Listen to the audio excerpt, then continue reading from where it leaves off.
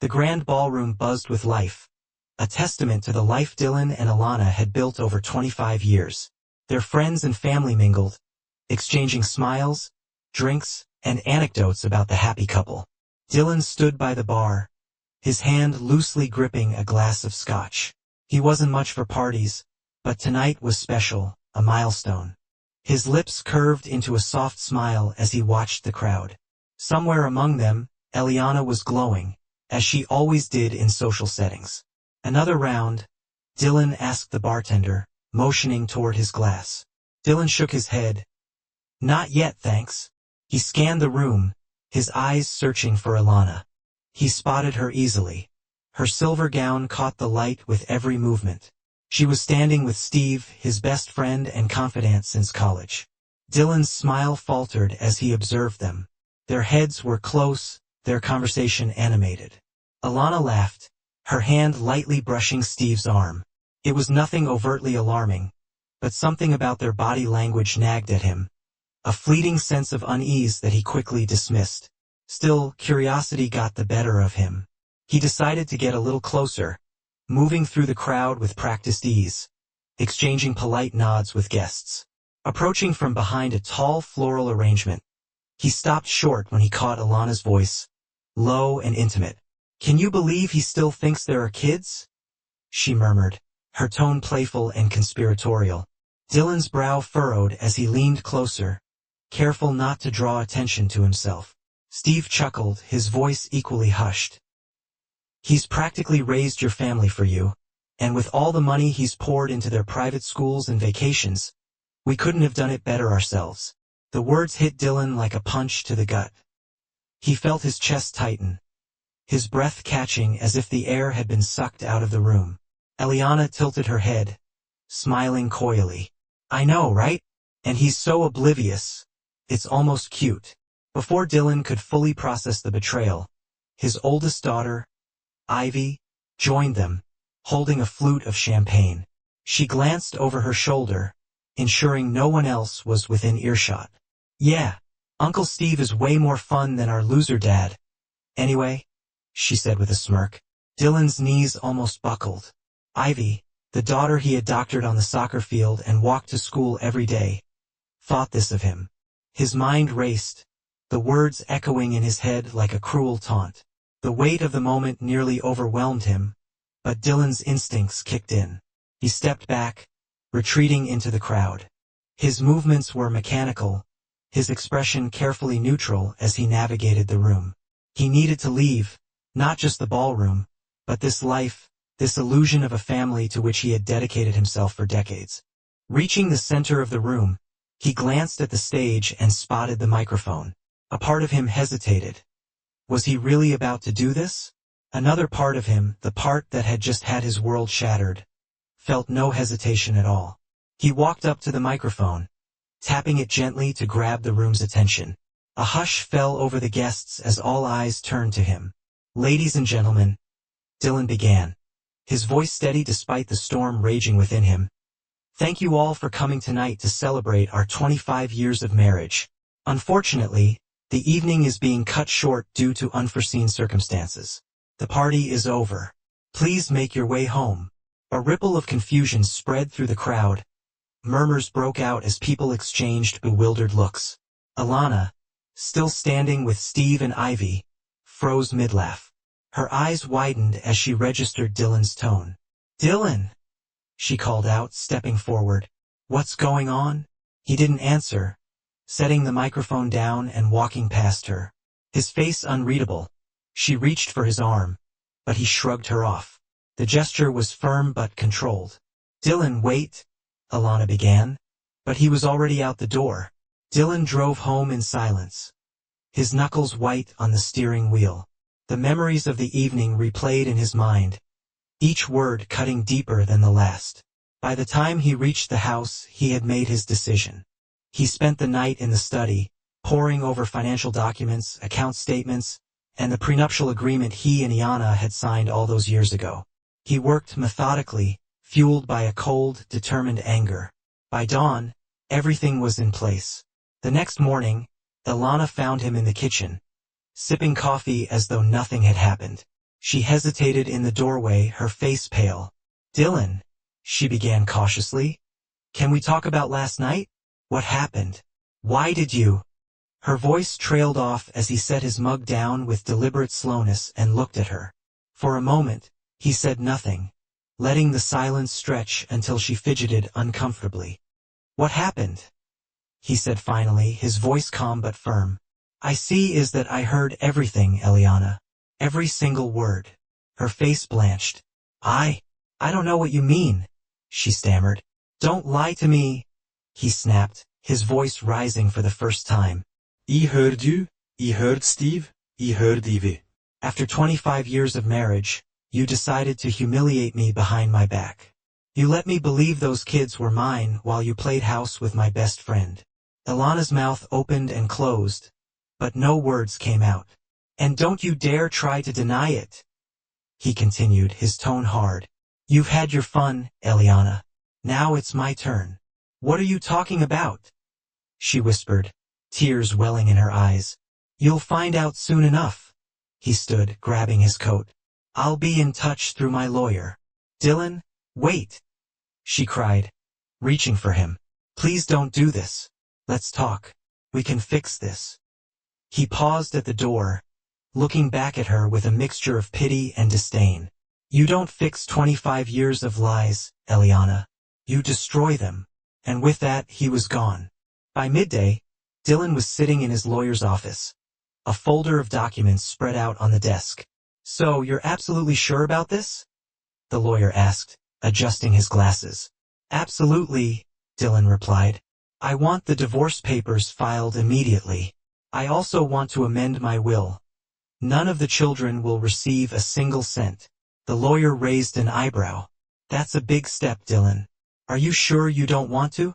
I'm sure, Dylan interrupted. They're not mine. They never were. The lawyer nodded, scribbling notes. Understood. And as for your assets, liquidate everything, Dylan said. The house, the cars, the investments, sell it all. I want the funds transferred to a private account under my new identity. The lawyer leaned back in his chair, clearly impressed by Dylan's resolve.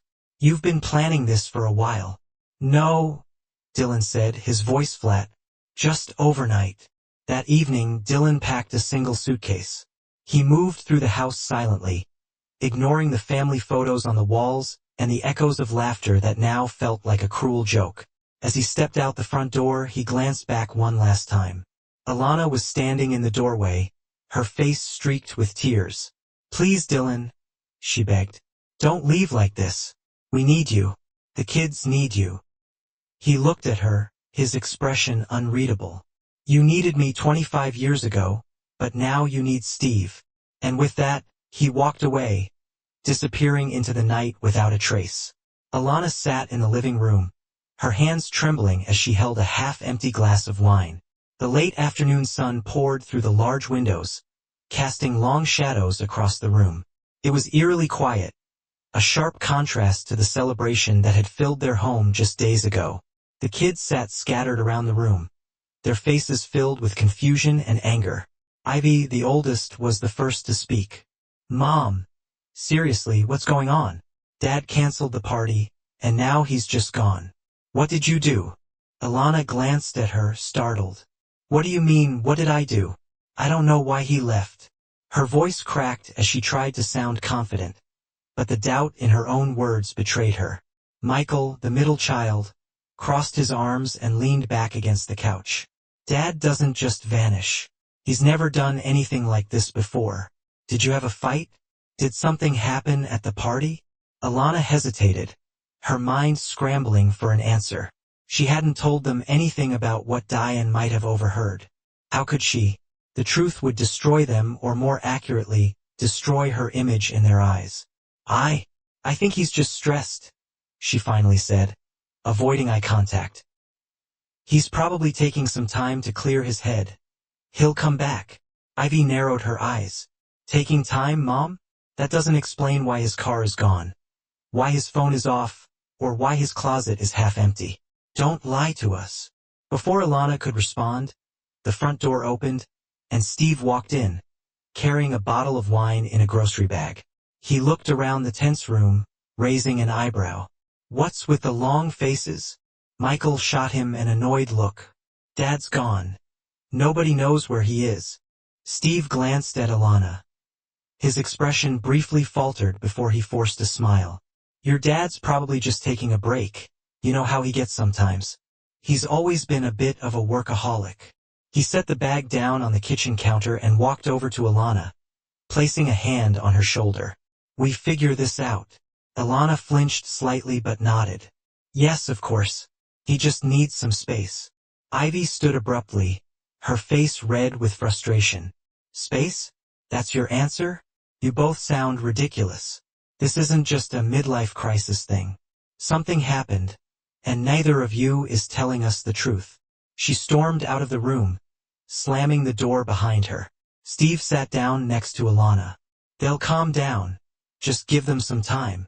Alana stared into her glass, her voice barely above a whisper. What if he never comes back?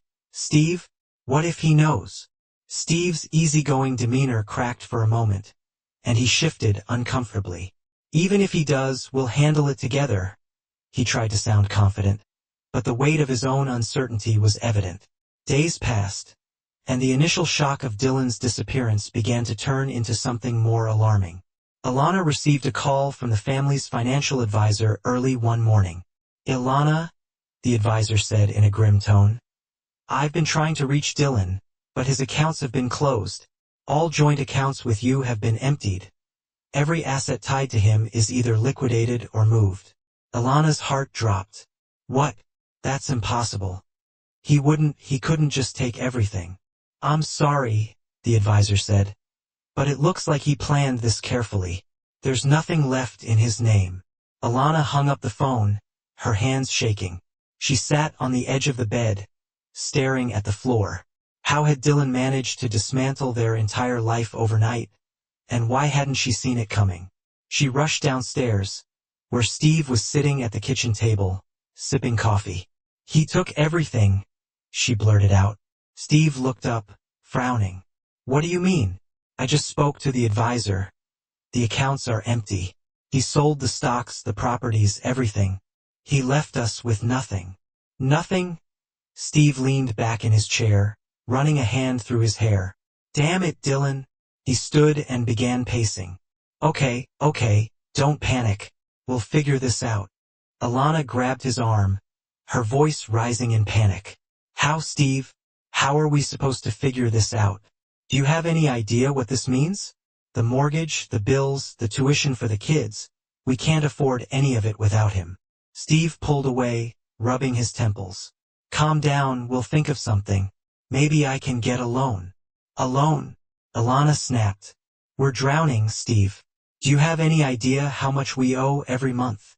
Their argument was interrupted by Ivy, who appeared in the doorway, her arms crossed. So he took the money too? Great. What else are you hiding, Mom? Ilana turned to her daughter, her face crumpled. Ivy, why? Please, I'm trying to figure this out, she whispered. Ivy shook her head, her voice filled with disgust.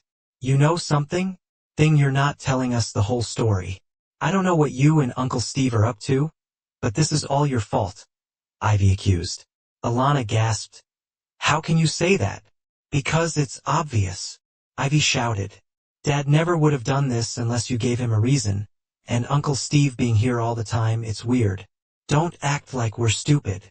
Alana opened her mouth to respond, but no words came out. Steve stepped forward, his voice firm. That's enough, Ivy. Your mom is under a lot of stress, and your accusations aren't helping. Ivy glared at him.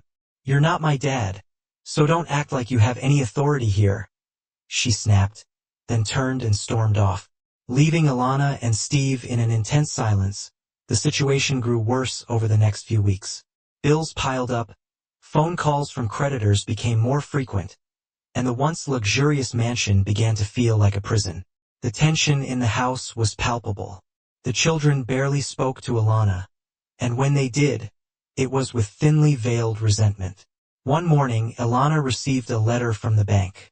She sat at the kitchen table, her hands trembling as she read it.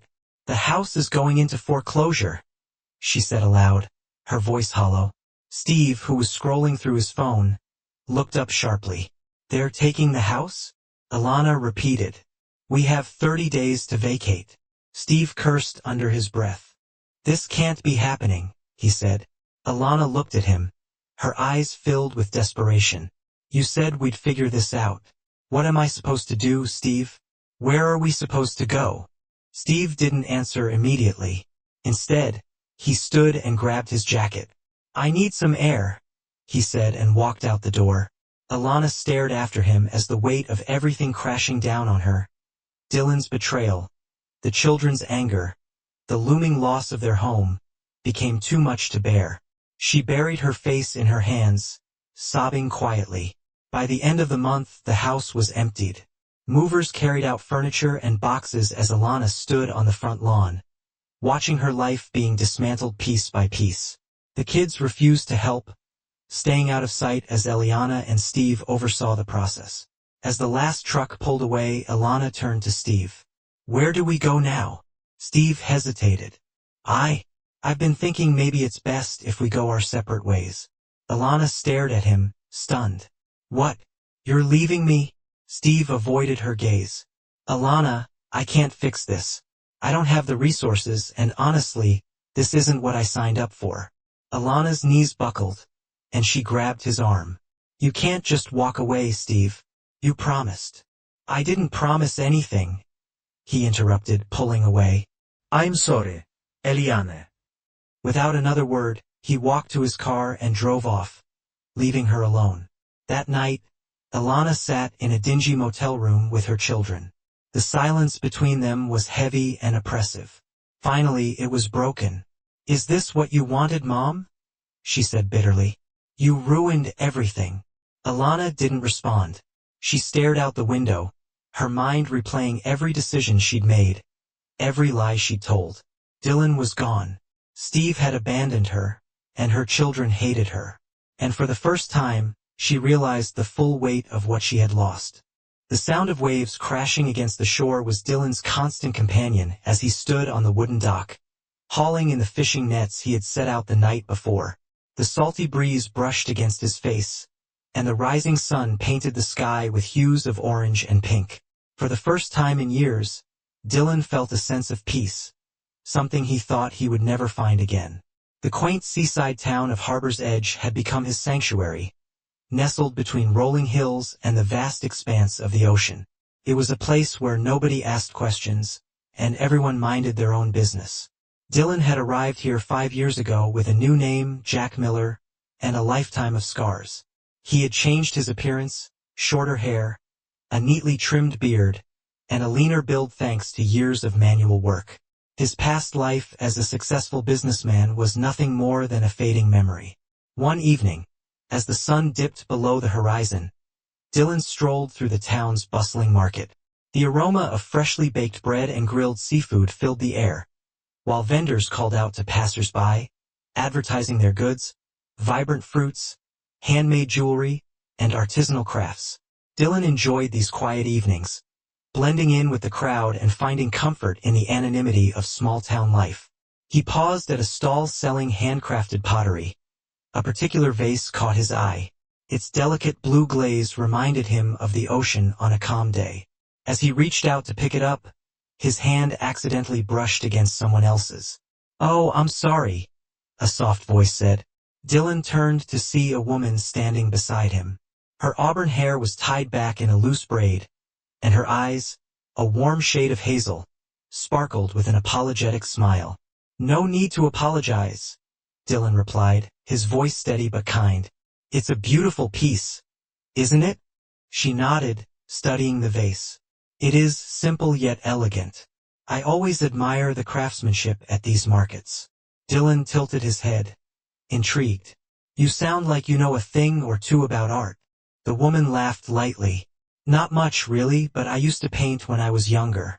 It's been a while since I've had the time or inspiration. Dylan felt a pull in her words.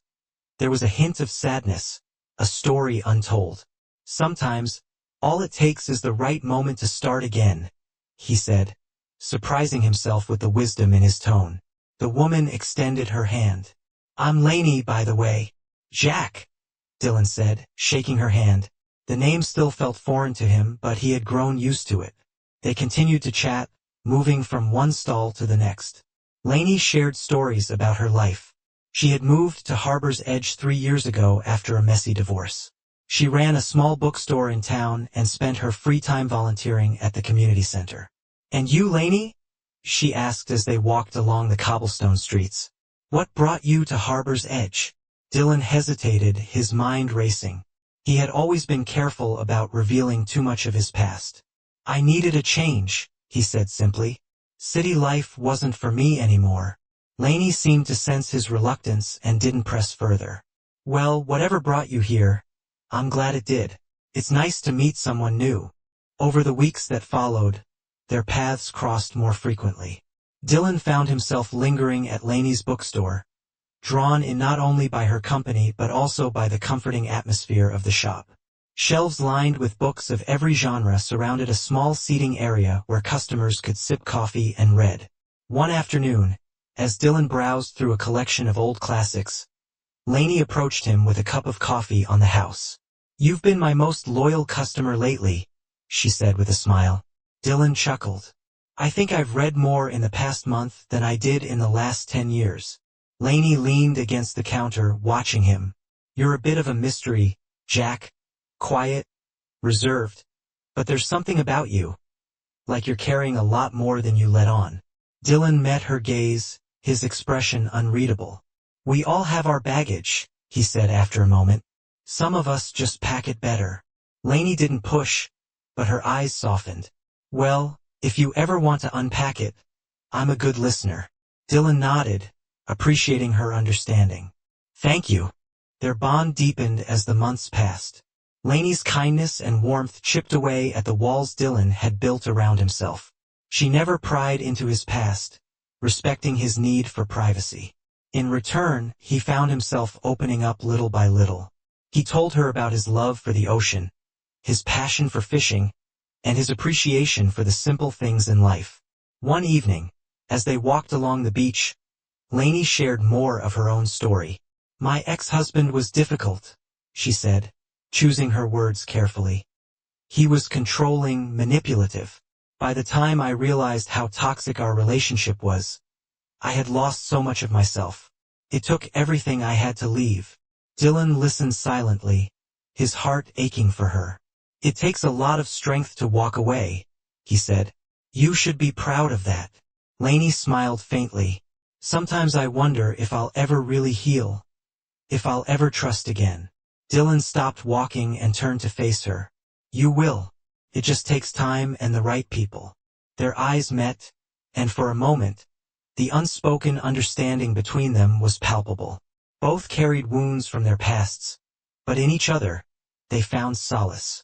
As Dylan's relationship with Lainey blossomed, his life in Harbor's Edge flourished. He became a familiar face in the community, helping out at the docks, volunteering at the local food pantry, and even teaching kids how to fish. The townspeople admired his quiet generosity and unwavering reliability, though none of them knew the full extent of his past.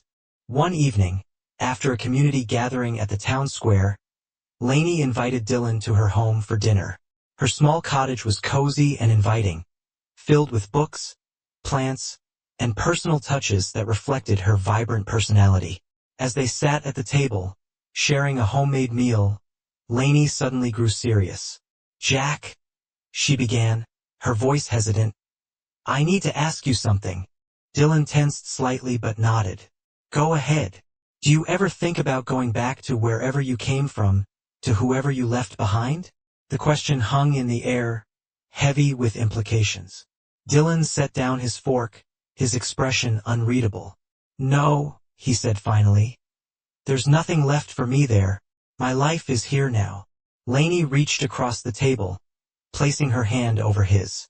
I just want you to know whatever happened in your past, it doesn't define you. You're a good man, Jack, and you deserve to be happy. Dylan looked at her, his chest tightening. For years, he had carried the weight of betrayal and anger, convinced that he would never move past it.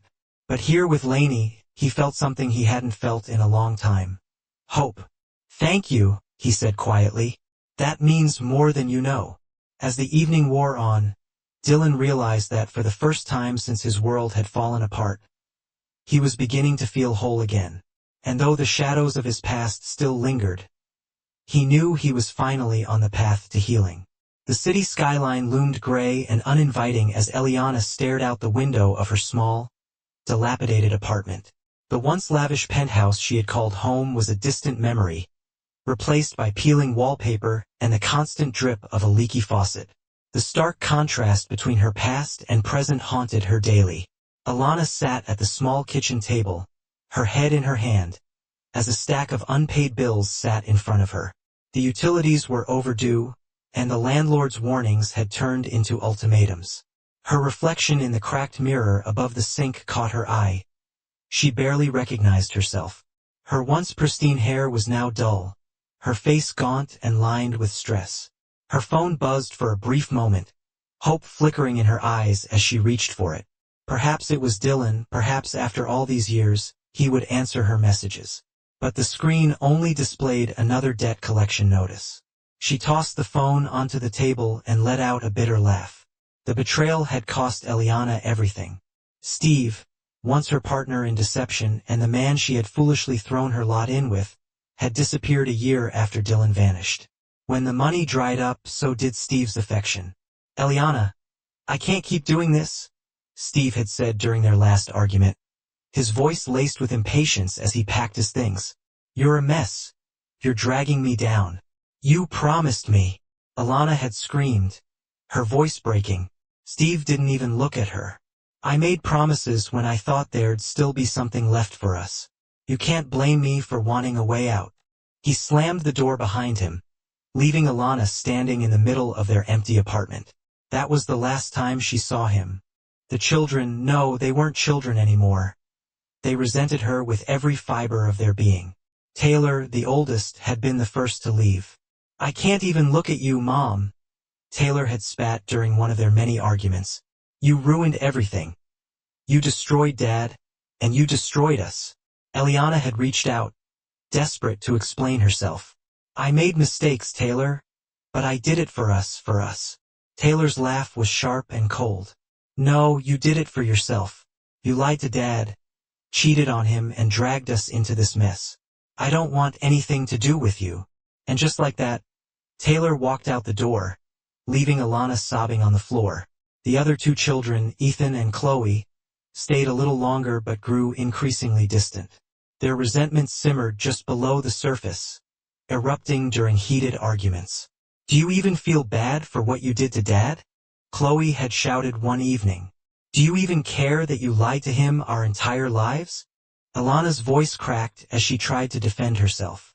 Of course I care. I made mistakes, but I loved him. Chloe's voice trembled with anger. You humiliated him. You lied about everything. And now we have nothing because of you. Ethan, usually the quieter one, had chimed in. Do you even know where Dad is? Have you even tried to fix this? Alana looked at them helplessly. I've tried. He won't answer my messages. I've called, written letters, everything. Maybe he's better off without us. Ethan muttered before walking out of the room, leaving Alana alone once again. Alana's attempts to find Dylan were relentless, but fruitless.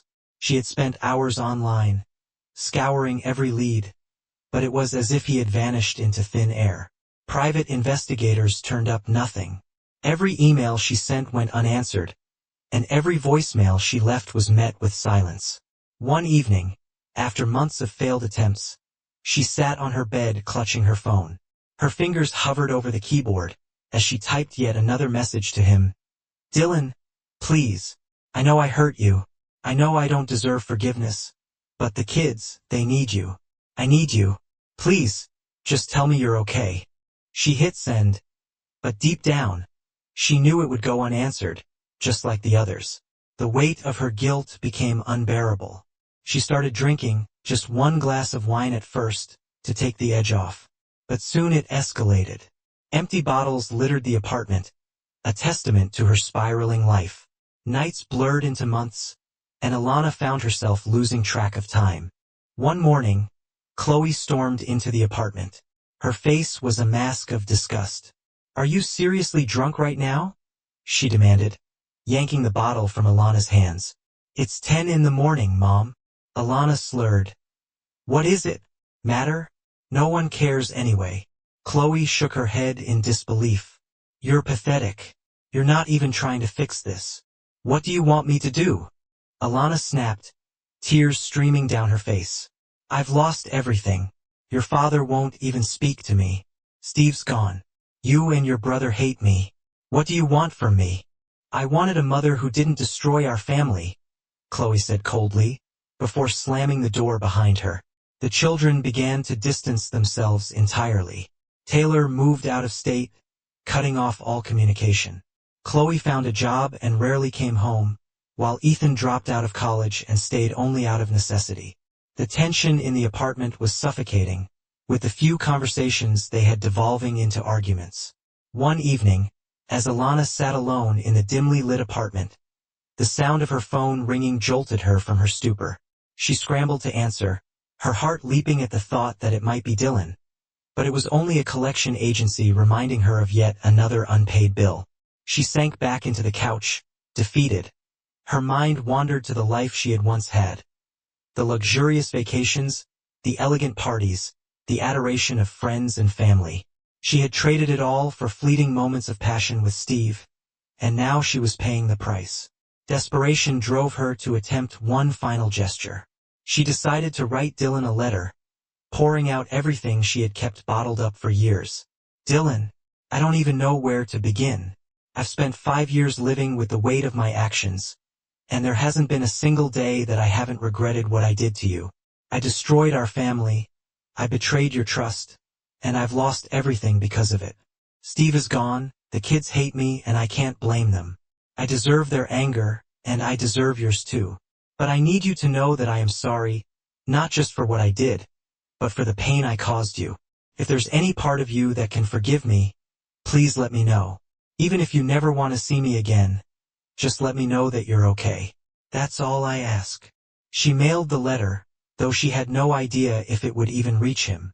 Days turned into weeks, and no response came. Deep down, she knew there wouldn't be one. Alana's life continued to unravel. The apartment went into foreclosure, forcing her to move into a cramped one-bedroom unit on the outskirts of the city. The loneliness was suffocating, and the realization that she had brought this upon herself was a bitter pill to swallow. One rainy evening, as she sat by the window watching the world go by, she whispered to herself, "This is my punishment, and I deserve it." But even as she accepted her suffering, a small part of her clung to hope that one day she might find redemption, even if it meant spending the rest of her life trying to earn it. Eliana sat in her dimly lit apartment, scrolling aimlessly through social media. Her days were a blur of regret and longing, her nights filled with haunting dreams of the life she had lost. As she refreshed her feed, a photo popped up that made her breath hitch. It was Dylan.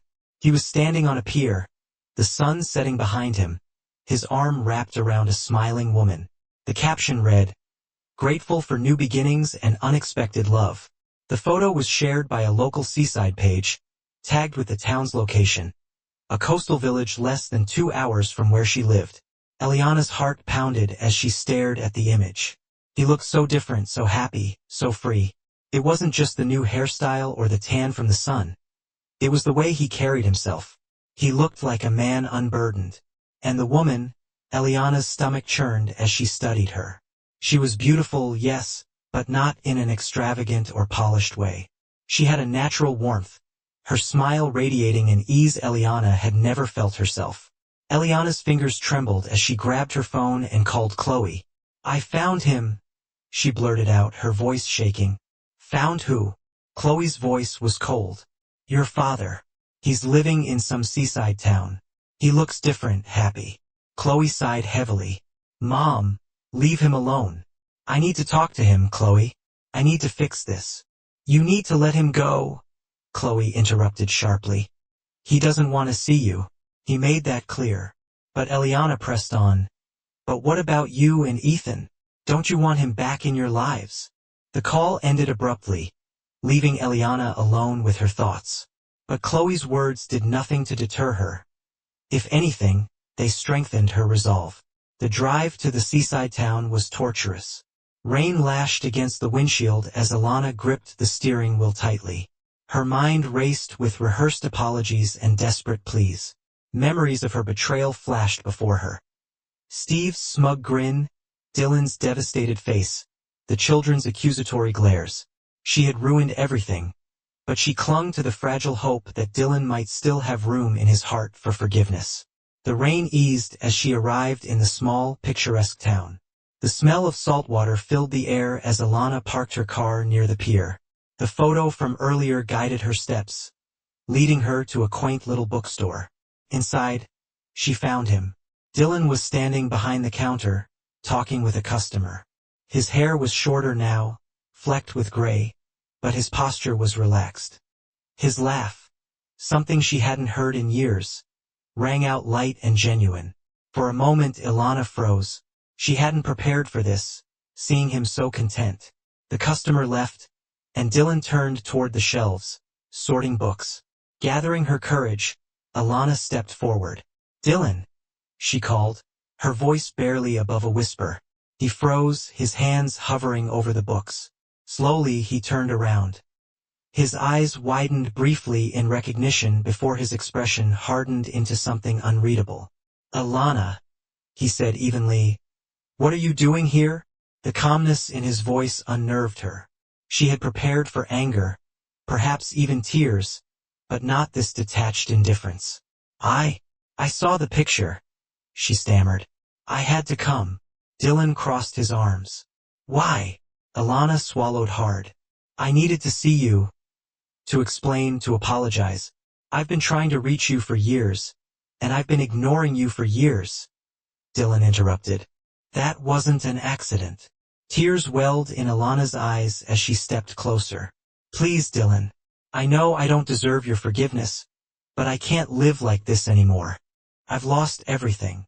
"That's not my problem," Dylan said sharply. Ilana flinched at the coldness in his tone. "The kids, they miss you. They need you."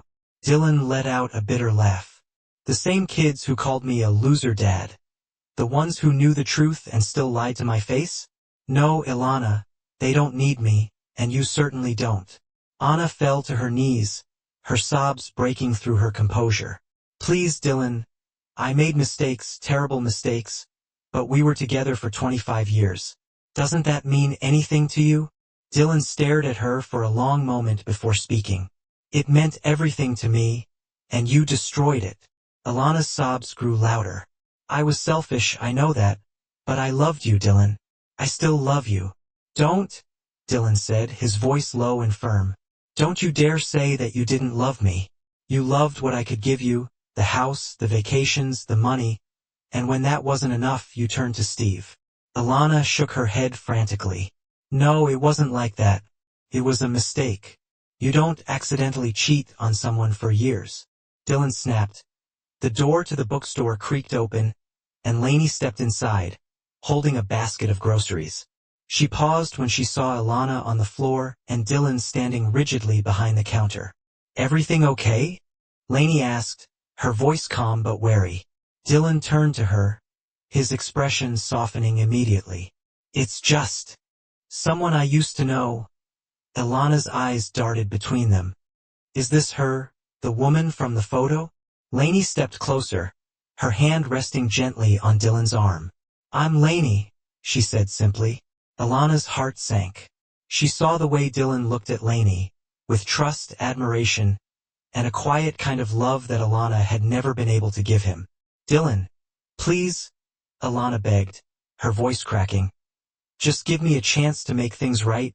Dylan shook his head. "There's nothing to make right. You made your choices, Eliana, you and Steve. I gave you everything and you threw it away. I spent years rebuilding my life, and I'm not going to let you drag me back into that misery." Lainey squeezed his arm gently.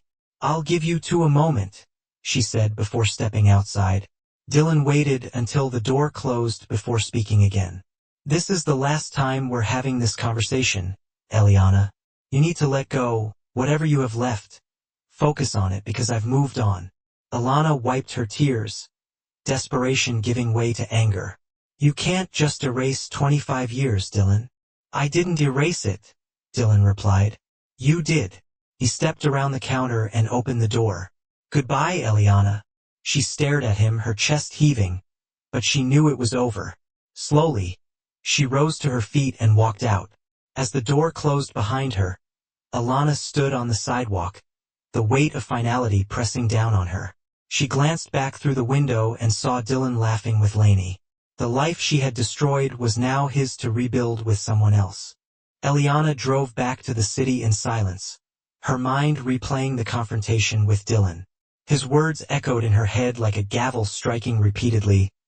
You made your choices, Alana. The truth of it stung. She had spent years trying to reach him, clinging to the belief that somehow she could undo the damage. But now she understood. Dylan was truly gone, and she had to face the life she had created for herself. The city greeted her with the same indifference it always had. Gray skies, honking horns, and the cold rush of people in a hurry. Her apartment was no longer the grand estate she once enjoyed, but a cramped one-bedroom unit in a rundown building. The peeling wallpaper and faint smell of mildew served as a constant reminder of how far she had fallen. Alana sat on the edge of her bed, staring at the pile of unopened bills on the coffee table. Her eyes shifted to the few photos she had left of her family. Dylan holding Chloe as a baby, Ethan grinning after his first soccer game, and her in the center, radiant and seemingly happy.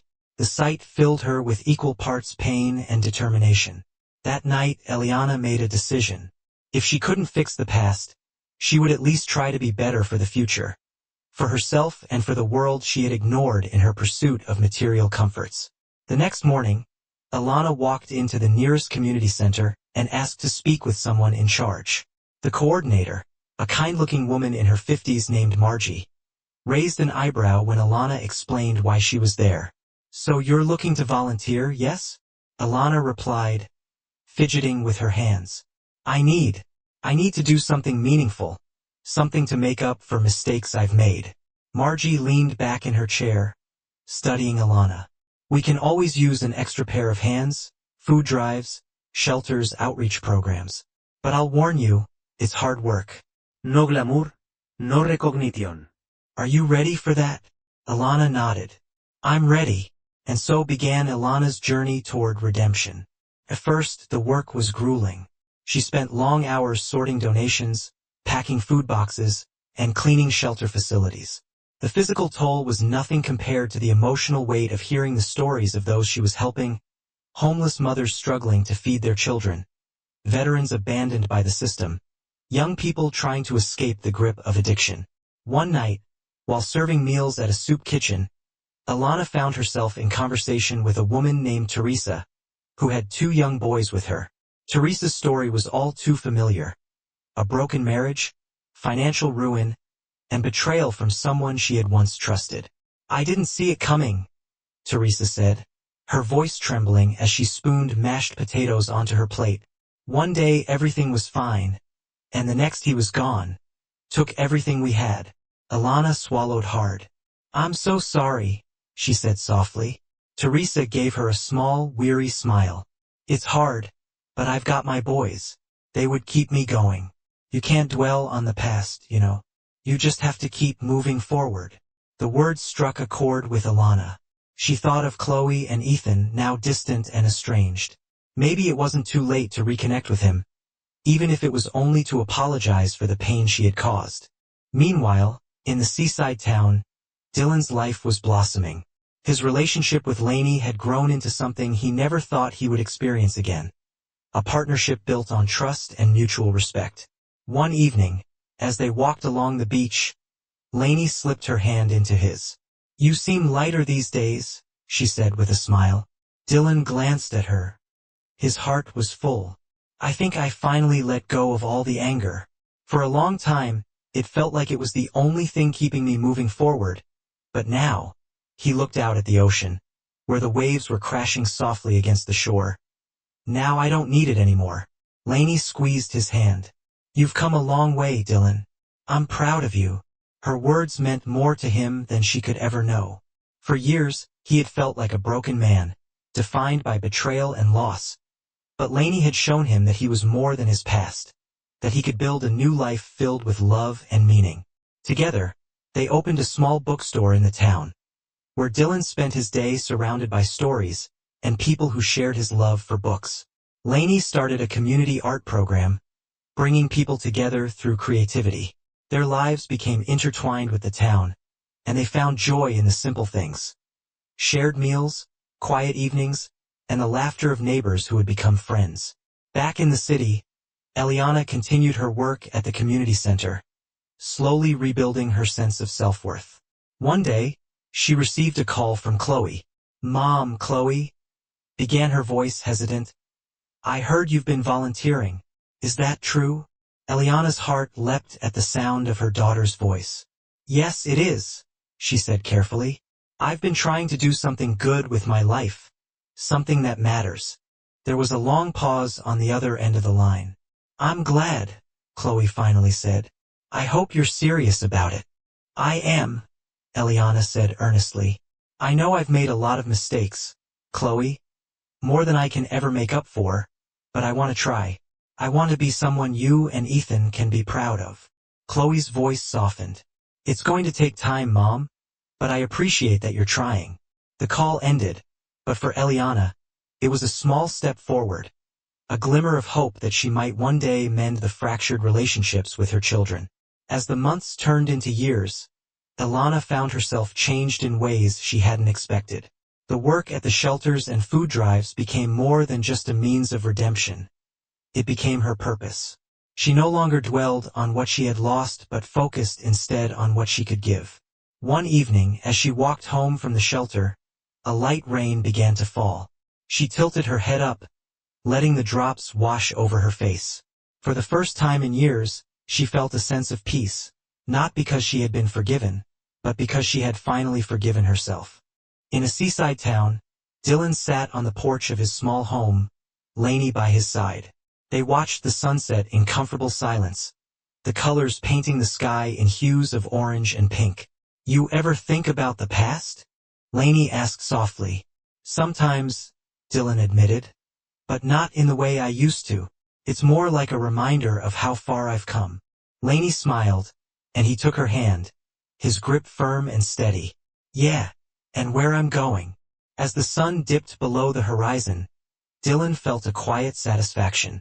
Life wasn't perfect, but it was his, a life he had rebuilt with strength, resilience, and love. The sunlight filtered through the windows of Dylan's seaside home as he sat on the porch, sipping his morning coffee. Lainey was out tending to the small garden they had cultivated together. Her laughter carried on the gentle breeze as she chatted with their neighbor. Life had finally settled into a comforting rhythm. It was during a mundane chore clearing out an old storage box that Dylan stumbled upon a sealed envelope he didn't recognize. The paper was yellowed, and the handwriting on the front was unmistakably Steve's. His breath caught as he stared at the name scored across the envelope. Dylan. Dylan hesitated. For years, Steve's name had been a bitter taste in his mouth, a symbol of betrayal and deceit. The urge to toss the letter into the fire was strong, but something made him pause. His fingers trembled as he broke the seal and unfolded the paper. The letter began simply, "Dylan, if you're reading this, it means I'm gone. There are things I need to confess, things I should have told you a long time ago. I owe you the truth even if it comes too late." Dylan's stomach churned as he read on. "I lied to you about the children, about Eliana, about everything. You were always the better man, Dylan. You worked hard, built a life for your family, and I envied you for it. Eliana and I had started out as something stupid. She was lonely, I was jealous, and I saw an opportunity. But it wasn't love, not for her and definitely not for me. It was my way of taking something from you, of bringing you down to my level. The worst thing I ever did was tell her to make you believe the kids weren't yours. I planted that seed because I knew it would destroy you. But here's the truth. Chloe and Ethan are your children, Dylan. They've always been yours. I don't deserve forgiveness, but I hope you can find peace with this truth. I'm sorry, Steve." Dylan's hands shook as he lowered the letter. His vision blurred, his heart pounding in his chest. For years, he had lived under the crushing belief that his children weren't his, that his entire life had been a lie. And now this. The air felt heavy, suffocating. He stood abruptly, needing to move, to breathe. Yvonne, sensing something was wrong, appeared at the door. "Dylan?" she asked, concern etched on her face. "I need a moment," he said, helplessly brushing past her and heading toward the beach. The waves crashed against the shore as Dylan paced along the sand. The letter crumpled in his fist. Memories flooded his mind. Chloe's first steps, Ethan's graduation, the family vacations that now felt so tainted. All those years he had distanced himself from them, believing they were never truly his, and all because of Steve's venomous jealousy. He felt anger rise in him like a tide, anger at Steve, at Alana, and even at himself for believing the lie. But beneath the anger was something deeper. Regret. He had cut ties with his children, disinherited them, and vanished from their lives. How could he begin to fix what had been broken? Later that evening, Lainey found him sitting on the porch, the letter resting on the table beside him. She sat down quietly, waiting for him to speak. "It's from Steve," he finally said, his voice heavy. "He admitted he lied about the kids." Lainey's brow furrowed. "What do you mean?" she asked. "They're mine," Dylan said, the words feeling strange on his tongue. "Chloe and Ethan, they were always mine." Lainey placed a comforting hand on his arm. "What are you going to do?" she asked. Dylan sighed, the weight of the decision pressing down on him. "I need to tell them. I need to try to make things right." Reaching out to Chloe and Ethan wasn't easy. Years of silence had built walls between them, and Dylan wasn't sure they would even be willing to hear him out. But he knew he had to try. He started with Chloe, sending a simple email. "Chloe, I know it's been a long time, and I don't expect forgiveness, but there's something you need to know, something I should have known all along. If you're willing, I'd like to talk." The response came 2 days later. "Dad, I'm not sure what there is to talk about, but I'm willing to listen. Let me know when and where. Chloe."